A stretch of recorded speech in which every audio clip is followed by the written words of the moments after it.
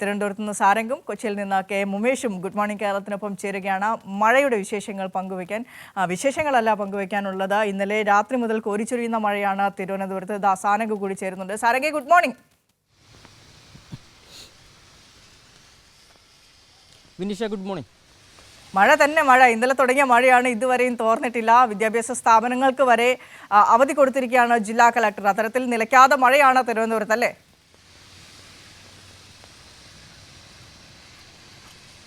തീർച്ചയായും വിനീഷ സൂചിപ്പിച്ചതുപോലെ തന്നെ ഇന്നലെ മുതൽ ശക്തമായ മഴയാണ് തലസ്ഥാനത്ത് പെയ്തുകൊണ്ടിരിക്കുന്നത്. അതായത് ഇന്നലെ രാത്രി 8 മണി മുതൽ ഇന്ന് രാവിലെ ഈ നേരം വരെയും മഴ തോരുന്നില്ല. ശക്തമായിട്ട് തന്നെ ഇടവിട്ട് പെയ്തുകൊണ്ടിരിക്കുകയാണ്.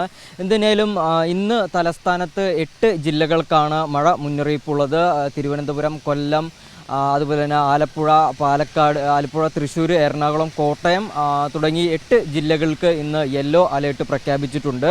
അതുപോലെ തന്നെ തെക്കൻ കേരളത്തിലും വടക്കൻ കേരളത്തിലും അതിശക്തമായ മഴയ്ക്ക് സാധ്യതയുണ്ട്. വരും ദിവസങ്ങളിലും മഴ തുടരും എന്ന് തന്നെയാണ് കേന്ദ്ര കാലാവസ്ഥാ വകുപ്പ് അറിയിച്ചിട്ടുള്ളത്. എന്തിനാലും ഈ ഇത്തരത്തിൽ മഴ ശക്തമായ സാഹചര്യത്തിൽ ജില്ലാ ഭരണകൂടവും അതുപോലെ തന്നെ നഗരസഭയും ഉൾപ്പെടെ വേണ്ട എല്ലാ സജ്ജീകരണങ്ങളും ഒരുക്കിയിട്ടുണ്ട്.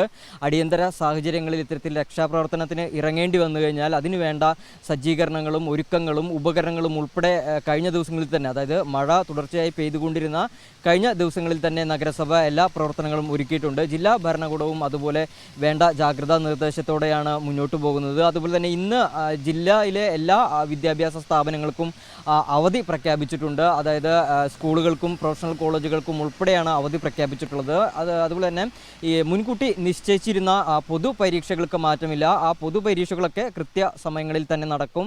എന്തിനേലും വരും ദിവസങ്ങളിലും ശക്തമായ മഴയ്ക്ക് സാധ്യതയുണ്ട്. അതുപോലെ തന്നെ തിരുവനന്തപുരത്തിൻ്റെ വിവിധ ഭാഗങ്ങളിലായിട്ട്, അതായത് നെടുമങ്ങാട്, കഴക്കൂട്ടം തുടങ്ങി വിവിധ ഭാഗങ്ങളിലും ശക്തമായ മഴയാണ് ഇന്നലെ രാത്രി മുതൽ പെയ്തുകൊണ്ടിരിക്കുന്നത്. അതുപോലെ തന്നെ വലിയ അപകടങ്ങളോ അല്ലെങ്കിൽ മരണവാർത്തകളോ എന്തു തന്നെയായാലും ഇതുവരെ റിപ്പോർട്ട് ചെയ്തിട്ടില്ല. അക്കാര്യത്തിലൊരു നേരിയ ആശ്വാസമുണ്ട്.